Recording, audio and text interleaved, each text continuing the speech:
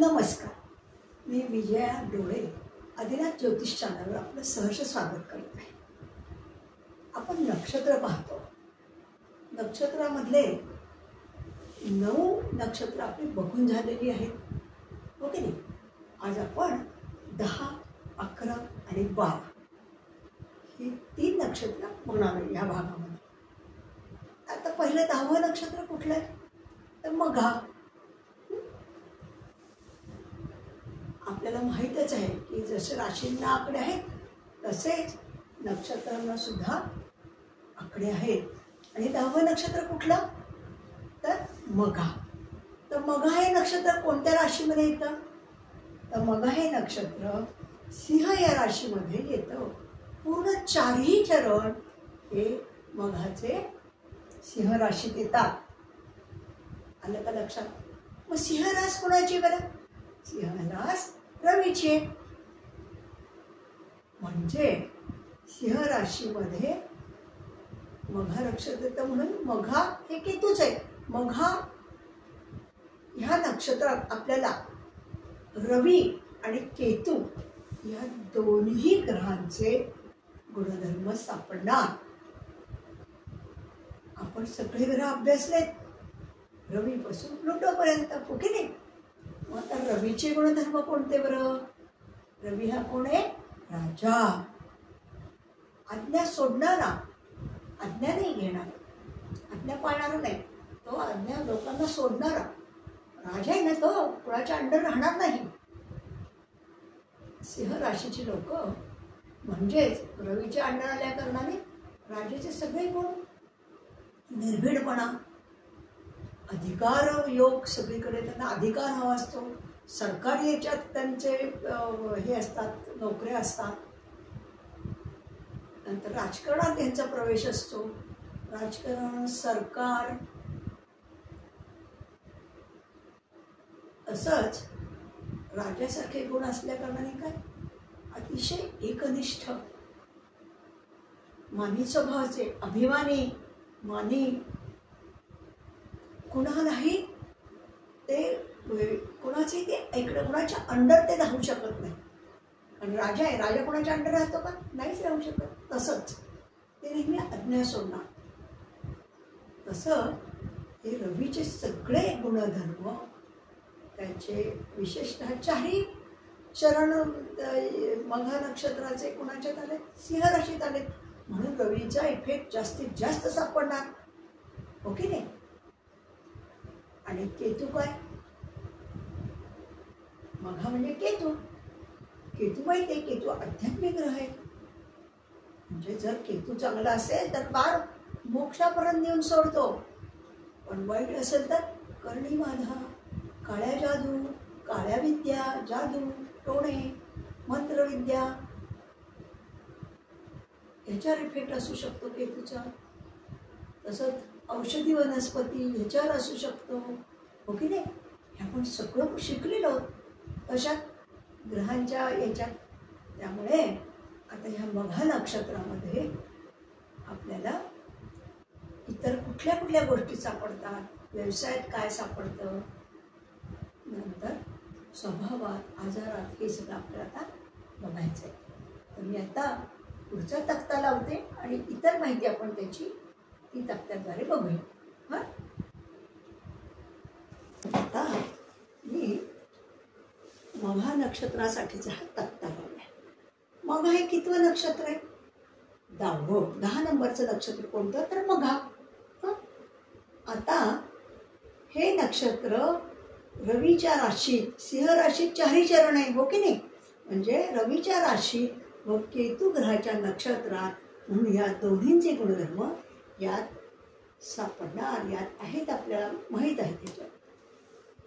आता शरीराचे अवयव, पाठ, पाठीचा कणा, मणके, हृदय, मज्जारज्जू, प्लीहा. आता बघितलं का हे सगळं पाठी, पाठीचा कणा हे सगळं काय आले हृदय. हे कुठे काय आले रवीचं आले बघा सगळं शरीराचे अवयव सुद्धा.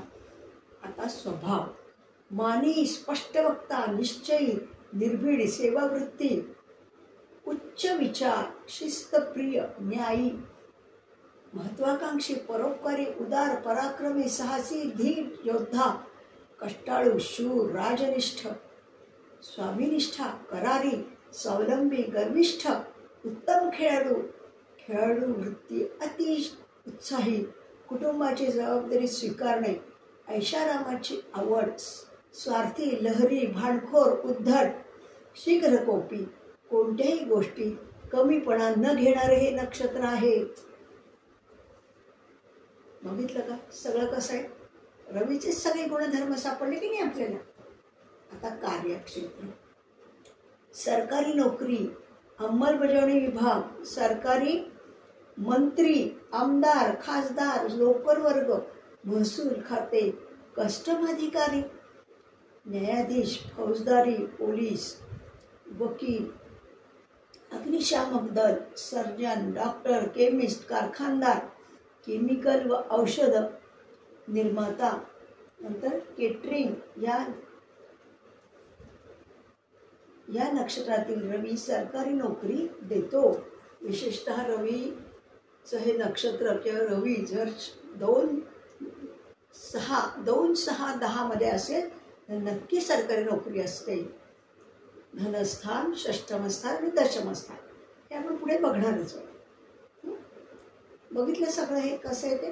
आता आजार, रोग प्रतिकार शक्ती उत्तम, रोग हे दाहक असतात, साथीचे ताप व उष्णतेचे आजार, मणक्याचे आजार, हृदयविकार, पाठदुखी, अर्धशिशी, चक्कर येणे, बेशुद्ध पडणे, ब्लड प्रेशर, रक्ताभिसरण संस्थेत बिघाड, नंतर कॉलरा, मूत्रपिंडात खडे, हाड मोडणे, ऑपरेशन, अपघात.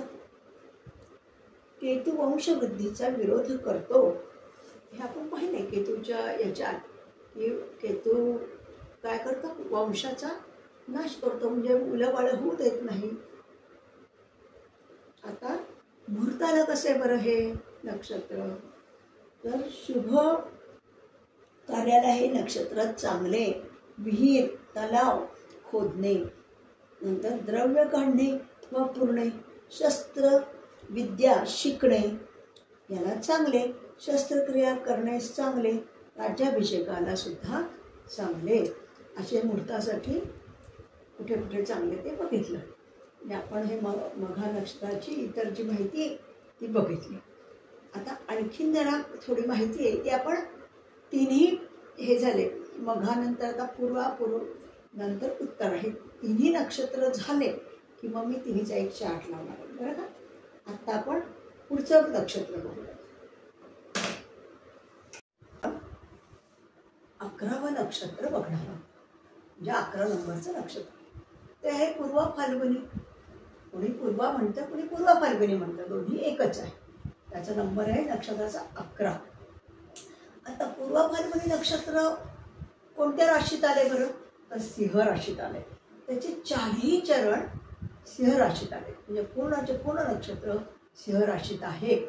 आणि सिंह रास कोणाची बरं? पाहिलं आपण रवीची आहे. हां, आणि पूर्वा फाल्गुनी हे नक्षत्र कोणाच्या अंडर येतं? तर शुक्राच्या अंडर येतं. मग या पूर्वा फाल्गुनी नक्षत्रामध्ये कुणाकुणाचे गुणधर्म सापडणार सांगा बरं? रवी आणि शुक्र. रवीचं सिंह रास आणि पूर्वा फाल्गुनी नक्षत्र शुक्राचं. त्यामुळे अर्थातच आपल्याला रवी आणि शुक्र यांचे गुणधर्म सापडणार. स्वभावात म्हणा, कार्यात म्हणा, आजारात म्हणा, सगळीकडे आपल्याला यांचे गुणधर्म सापडणार. आपण कसं बघतो हे लक्षात येते ना तुमच्या?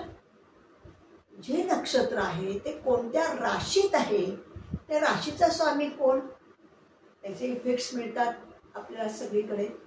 तसंच ते नक्षत्र कुणाच्या अंडर आहे, कुठला ग्रह आहे त्याच्या मालक आहे बरं, त्याचे पण गुणधर्म येतात. आणि ते दोन्ही तिन्हीचे गुणधर्म एकत्र मिळून हे नक्षत्र तयार होतं. आलं पूर्ण लक्षात? आपण आत्तापर्यंत 10-11 नक्षत्र पाहिली ना, की अशाच पद्धतीने अभ्यासली, हो की नाही? तर मग आता सिंहरास म्हणजे रवी. रवी काय? रवी म्हणजे अत्यंत स्वाभिमानी, अत्यंत बुद्धिमान, कार्यतत्पर नेते लोक असतात, राजकारण, सरकार चालवणारे लोक असतात. राजा आहे ना, रवी राजा आहे. सगळे गुण त्याच्यात सापडणार, आपण बघितलेले आहे.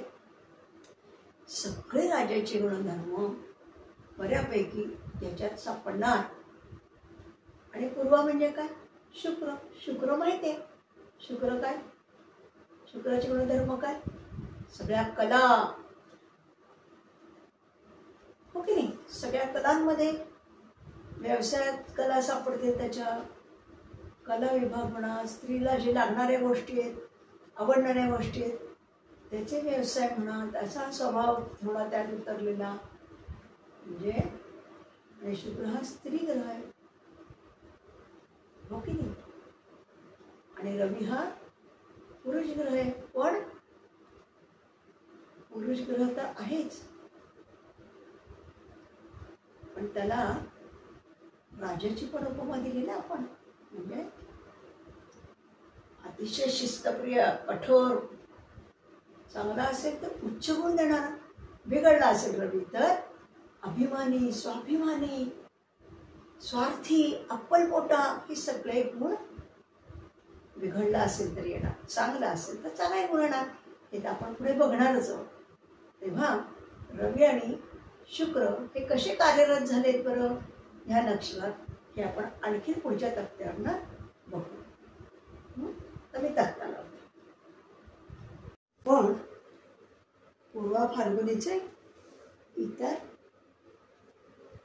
गुणधर्म, स्वभाव हे बघूयात. आपण पूर्वा फाल्गुनीची माहिती पाहिली. आता आपण त्याची इतर काय काय गुणधर्म आहेत ते बघूयात. आता पूर्वा फाल्गुनी किंवा पूर्वा नक्षत्र पुणे असं म्हणतात. हे 11 नंबरचं नक्षत्र आहे. सिंह ही रवीची रास व नक्षत्र हे शुक्राचे, म्हणून रवी व शुक्र यांचे गुणधर्म या नक्षत्रात सापडतील. पूर्वा फाल्गुनी नक्षत्र किंवा पूर्वा म्हणतात. त्याच्यात सिंह राशीमध्ये 4 चरण आलेत. एका नक्षत्रात किती चरण असतात? 4. ते 4ही चरण सिंह राशीत आलेत. आपण पाहिलंच ना आत्ता. मग सिंह रास कुणाची? रवीची. आणि पूर्वा फाल्गुनी नक्षत्र कुणाचं? शुक्राचं. म्हणून रवी आणि शुक्र ह्याचे गुणधर्म सगळ्यात मिळणार. शरीराचे अवयव, हृदय, मज्जारज्जू, रक्ताभिसरण संस्था. आता स्वभाव, बुद्धिमान, धूर्त, व्यवहार कुशल, कर्तबगार, परोपकारी, उदार, सत्यवादी, शूर, प्रामाणिक, उत्साही, धाडसी, आत्मसंतुष्ट.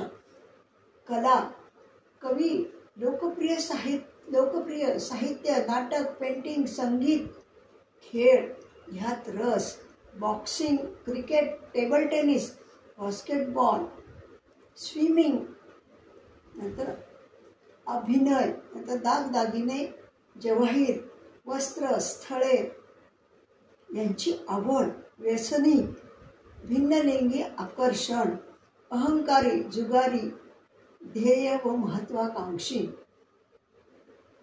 आता बघितलं का? आकर्षण, भिंगलिंगी आकर्षण, अहंकारी, हे जे सगळं आहे हे कशाचं आहे? ध्येयवादी, महत्वाकांक्षी, धूर्त, व्यवहार चतुर, कर्तबगार, परोपकार, हे सगळे रवीचे गुण आले. सिंहरास आहे ना, सिंहरास कुणाची? रवीची, ओके नाही? आणि जवाहीर, वस्त्रे, स्थळे, दागदागिने हे जे आहे हे शुक्राचे आहे ना. जे शुक्र आणि रवी ह्याच्यात आपल्याला सापडले. आता कार्यक्षेत्रात कुठे कुठे सापडतात? अंमलदार, रेव्हेन्यू विभाग, कस्टम अधिकारी, सर्जन, वैद्य, पशुसर्जन, सरकारी खाते, शिक्षक, कॉलेज, बाल संगोपन केंद्रे, नंतर जेल कर्मचारी, हॉटेल व कॅन्टीन व्यवसाय, वाहन, चष्मे, काच विक्रेते, सिगरेट निर्माते, संगीत, क्रीडा, कला, नंतर नाट्यक्षेत्र, फिल्म, रेडिओ, फोटोग्राफी, खेळाचे साहित्य, चामडे, हाडे, कातडे यांचा व्यापार. हे सगळं शुक्राचं आलं बघा. शुक्र आणि रवी आहे पूर्णपणे आपल्याला सापडते बघा. आता आजार, आरोग्यदायी नक्षत्र, रोग, दाहक प्रकृती, कणखर, उष्ण प्रकृती, डोळे व अंगाची लाही लाही होणे, कापणे, भाजणे, हाड मोडणे, अपचन, पाठीच्या कण्याला बाक, पित्त होणे, रक्तक्षय आणि गर्भपात, नंतर मदिरा सेवन, कावीळ व लिव्हरचे आजार, नंतर गुप्त रोग, हे शुक्राचा.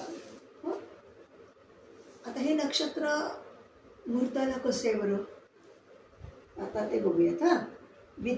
विद्यारंभ, नंतर अन्नप्राशन, विहीर, नंतर वीर खणण्यास आरंभ करणे, अग्निकर्म, घातकर्म यासाठी हे नक्षत्र चांगले.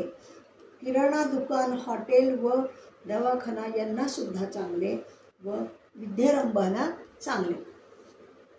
अशी ही पूर्वा फाल्गुनी नक्षत्राची आपण ही इतर माहिती पाहिली. आणखीन याचा जो शेवटचा तक्ता आहे तो आपण आणखीन एक तक्ता आहे तो आपण शेवट लावूयात.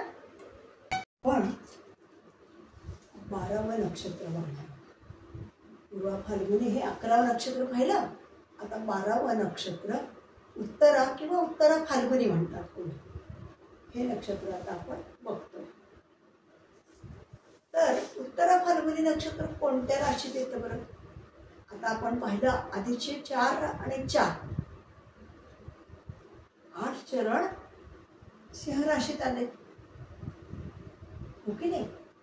मघाचे 4 आणि पूर्वा फाल्गुनीचे 4 8 चरण सिंह राशीत आले. त्यामुळे एकच चरण उत्तरा फाल्गुनी नक्षत्राचं आलं आणि उरलेले 3 चरण हे कन्येत गेले, कन्या राशीत गेले हो की नाही. एका राशीमध्ये किती चरण मावतात 9. मग जर मघाचे 4 आणि पूर्वा फाल्गुनीचे 4 मावले ते एकच चरण सिंह राशीमध्ये उत्तरा किंवा उत्तरा फाल्गुनीचं आलं आणि उरलेले 3 चरण कन्येत गेले हो की नाही. मग आता आपण पाहिलं की उत्तरा फाल्गुनी सिंह राशीत 1 चरण आहे. सिंह म्हणजे कोण रवी. आणि उरलेले 3 चरण उत्तरा फाल्गुनीचे कशात गेले कन्या राशीत गेले. कन्या राशी म्हणजे कोणाची आली बुधाची आली. रवी आणि बुध याच्या अंमलाखाली हे उत्तरा फाल्गुनी नक्षत्र आलं ओके नाही. आणि उत्तरा फाल्गुनी नक्षत्राचा स्वामी कोण आहे तर रवी आहे ओके नाही. म्हणजे सिंह राशीचा रवी आला, पुन्हा कन्या राशीचा बुध आला आणि उत्तरा फाल्गुनीचा सुद्धा रवीच आला. म्हणजे रवी आणि बुध यांचे दोन्हीचे हे गुणधर्म आपल्याला सापडणार. रवीचं जरी एकच चरण आलं ना सिंह राशीत, उत्तराचं एकच चरण रवीचं आलं सिंह राशीत म्हणजे सिंह राशीने रवीची आली. पण उत्तरा फाल्गुनी हे नक्षत्र रवीचंच आहे. म्हणजे दोन्ही ठिकाणी म्हणजे रवी मिळणार आपल्याला जास्त प्रमाणात मिळणार आणि तसंच कन्या म्हणजे बुधही आपल्याला मिळणार. या दोन्हीचं मिश्रण म्हणून हे नक्षत्र तयार होणार. नंतर रवीचं आपण सगळं बघितलेलंच आहे काय काय आहे हो की नाही.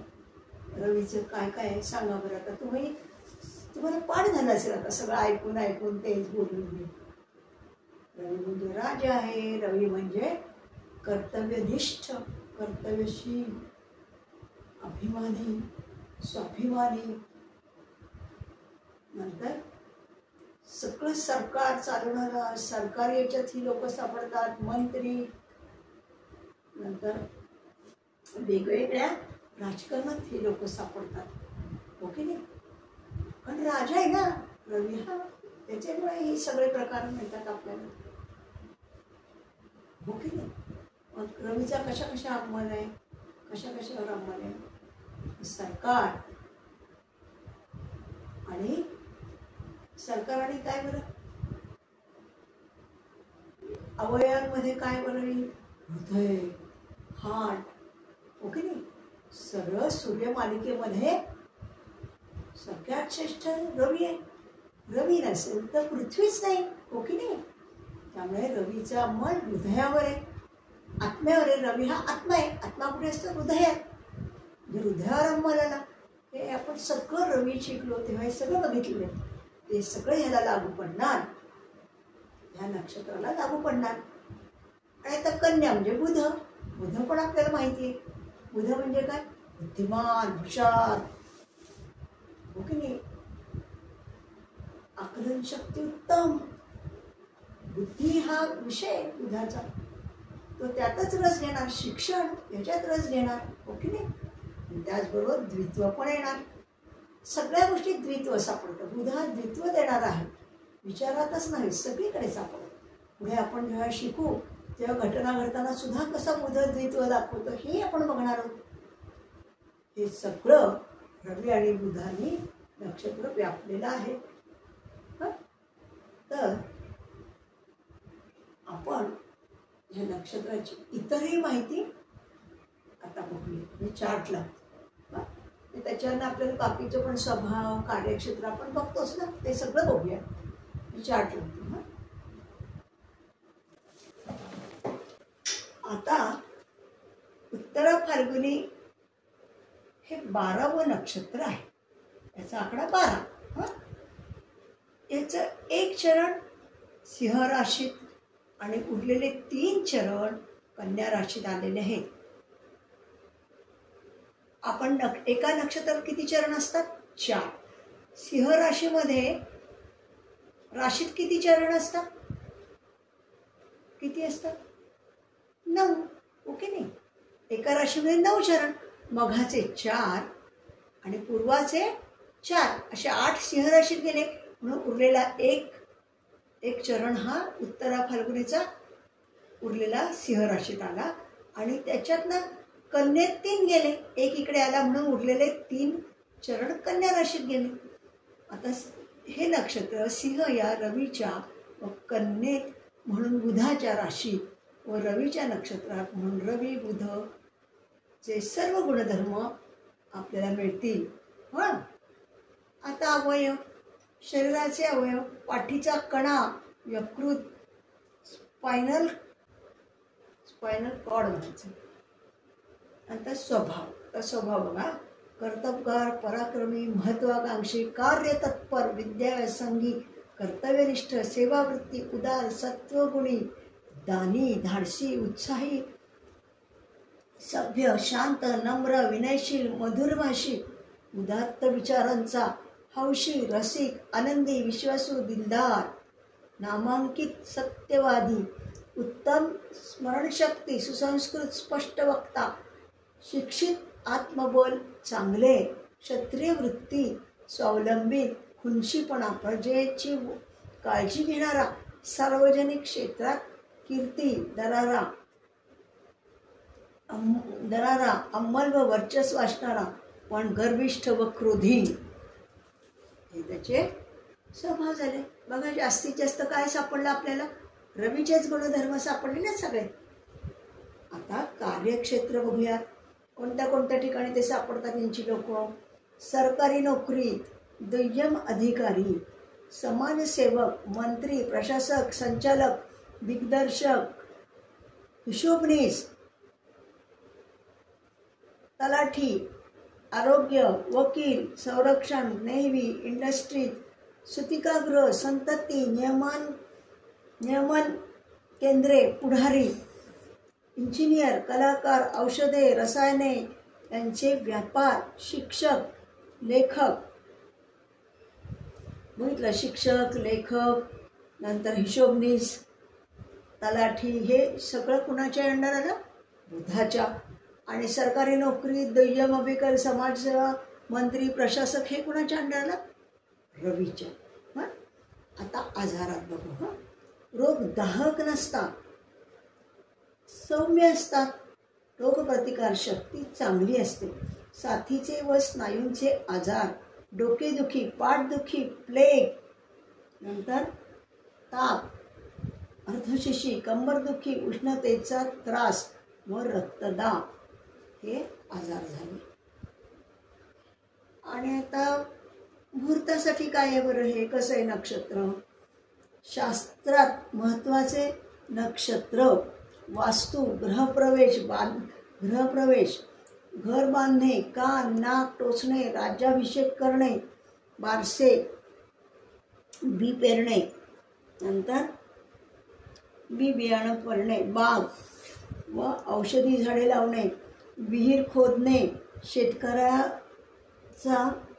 शेतीच्या कामाचा प्रारंभ, खोदणे, शेतकामाचा प्रारंभ, शेती शांतिकर्म, विद्याभ्यास ह्यासाठी सुद्धा चांगले आहे.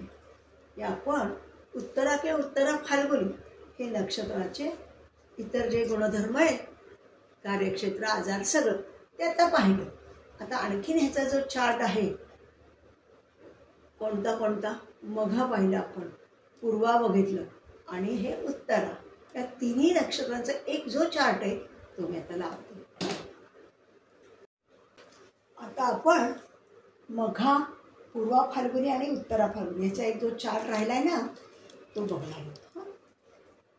आता मघा हे जे मी लावले आहेत ना, हे त्याचे ताऱ्यांनी जे लुकलुकणारे जे आकृती होते ते मी जरा प्रयत्न केला लावण्याचा इथे की तुमच्या लक्षात यावं म्हणून. तर मघा 10 नंबरचं नक्षत्र स्वामी कोण मघाचा? केतू. महादशा वर्ष 7. आपण पाहिलं की नक्षत्रावरनं महादशा ठरतात बरं का, राशीवरनं नव्हे. आता हे मघा नक्षत्र कुणाचं आहे? केतूचं. म्हणून महादशा वर्ष 7. केतूची किती? 7 वर्ष. रास कोणत्या राशीत येतं हे? तर सिंह राशीत. किती चरण येतात? 4ही चरण सिंह राशीत येतात. आणि आता राशीत व्याप्ती काय? 0 ते 13 20 कला ही त्याची.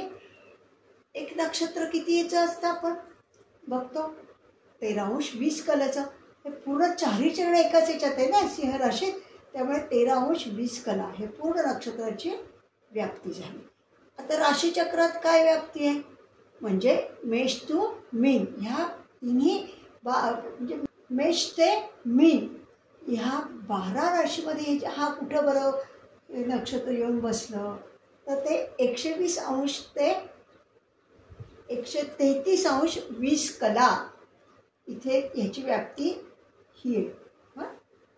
आता पूर्वा किंवा पूर्वा फाल्गुनी हे 11वं नक्षत्र आहे. त्या नक्षत्र स्वामी कोण आहे पूर्वाचा? शुक्र. महादशा वर्ष किती? 20. नक्षत्रावरनं महादशा ठरतात म्हणून शुक्र असेल तर 20 वर्ष महादशा. सगळ्यात जास्त महादशा कोणाला दिलेले आहेत? तर शुक्राला. आपण महादशा विषोत्तरी महादशा बघतो बरं का. आता रास 4ही चरण याचे सिंह राशीत आलेले आहेत. 1 ते 4 4ही. आणि राशीत त्याची व्याप्ती किती? 13 20 कला ते 26 40 कला. इथे 13 20 झाले की नाही. केतूचं नक्षत्र मघा संपलं ते पुढे हे सुरू झालं. मग ह्याचे 13 ते 26 40 हे पुन्हा 13 20 झाले. पूर्ण ना नक्षत्र, एका पूर्ण नक्षत्राची लांबी किती? 13 20 कला. आता पूर्ण राशीचक्रात काय बरं व्याप्ती आहे त्याची? जे मेष टू मीनमध्ये. तर ह्याच्यात आहे 133 ते 20 कला ते 146 40 कला. 13 20 आलं परत. याच्या पुढचं इथे आलं ना आहे 133 20 कलाच्या पुढे 133 20च्या पुढे 13 20 याच्यात ॲड केलं गेलं. येतं का लक्षात? आता उत्तरा फाल्गुनी हे नक्षत्र कोणाचं आहे? तर रवीचं आहे. 12वं नक्षत्र बरं का. त्याची महादशा वर्ष रवीची किती? 6 म्हणजे 6 वर्ष. राशी कोणत्या राशीत? आता 4 आणि 4 8 चरण सिंह राशीत मावले. मग 9 चरण मावतात ना एका राशीमध्ये. मग एकच चरण उरलं ते उत्तरा फाल्गुनाचं आलं. हो की नाही. मग त्याची किती बरं व्याप्ती आहे? 26 40 कला ते 30 आणि कन्या राशीत 2 ते 4 हे 2, 3 आणि 4 म्हणजे 3 चरण कन्या राशीमध्ये आले हे आपण सगळं बघितलं की नाही. मग त्याची व्याप्ती काय आली? 0° ते 10°. 3 नक्षत्रांची लांबी झाली बरं का, व्याप्ती झाली. आता राशीचक्रात व्याप्ती किती आहे? मेष टू मीन पर्यंत. या 12 राशीमध्ये कुठं बरं येऊन बसलं हे? उत्तरा पर्वचं 1 चरण 146° 40 कला ते 150°. बरोबर ना? आणि हे काय आहे? ह्याची काय आहे? कन्या राशी किती व्याप्ती आली सांगा? 150° ते 160°. आलं का लक्षात? म्हणजे आपण हे 10, 11 आणि 12 ही तिन्ही नक्षत्र संपूर्णरित्या बघितलेली आहेत. त्यांची व्याप्ती पाहिली, कोणते महादशा वर्ष पाहिली, कोणत्या राशीत किती नक्षत्र हे बघितलं. भागात आपण मघा, पूर्वा फाल्गुनी आणि उत्तरा फाल्गुनी हे तीनही 10, 11 आणि 12 या तीनही नक्षत्रांची माहिती आपण बऱ्यापैकी घेतलेली आहे. आता पुढच्या भागामध्ये आपण पुढचं म्हणजे 13, 14 आणि 15 हे 3 नक्षत्र पुढच्या भागात बघणार आहोत. तर आज आपण हा भाग इथेच संपवत आहोत. मी तुमची रजा घेते आणि सगळ्यांनी सबस्क्राईब आणि शेअर, लाईक करावं आणि आपला चॅनल जास्तीत जास्त लोकांपर्यंत पोहोचवा ही नम्र विनंती. धन्यवाद.